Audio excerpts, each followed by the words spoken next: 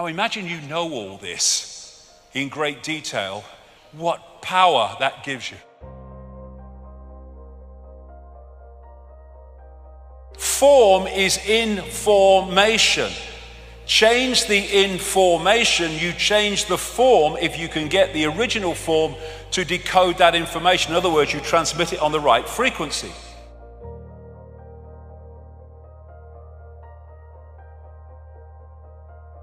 So what we're doing is decoding information into this reality.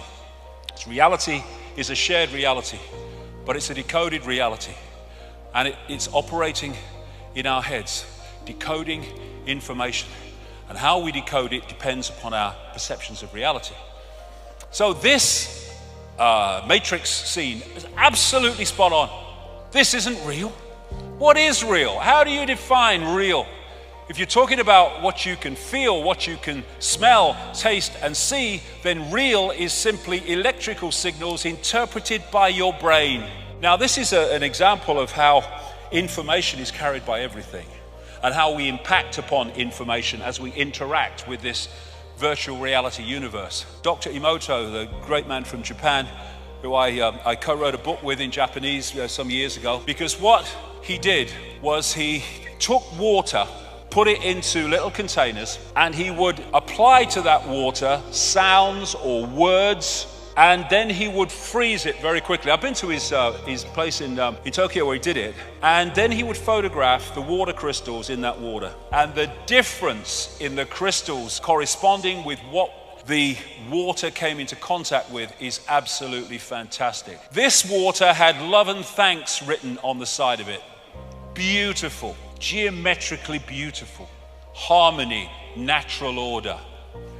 This had hate, I want to kill you on it. Look at it. And people say, well, how does that work when you put words on water and that happens? Simple.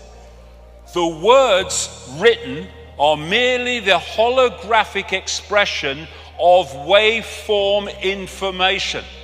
So those words are vibrating to a certain frequency. We see them holographically, but they're vibrating to a certain frequency. And that frequency impacts itself upon the water, and when you freeze it and photograph it, you see the impact. I'm speaking now.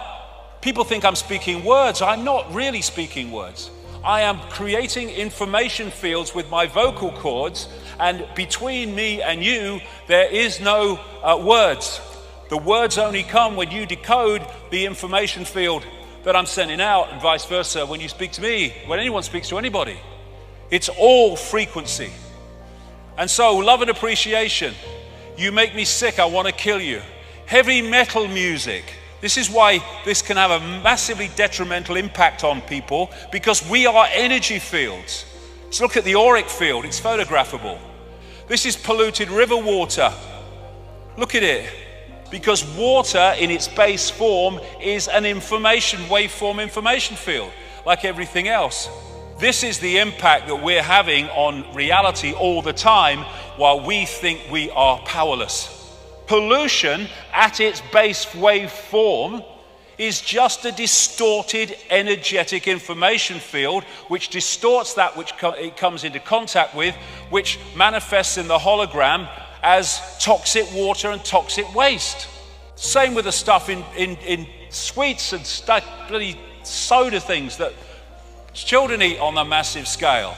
Of course it's going to destabilize them mentally and emotionally, because it's distorted information which distorts the workings of the brain.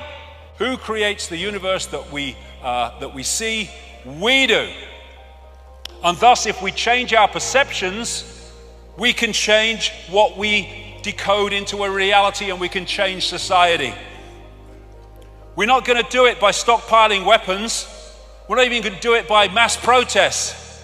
We're going to be doing it by creating a different reality, by coming from a different perception of what reality is.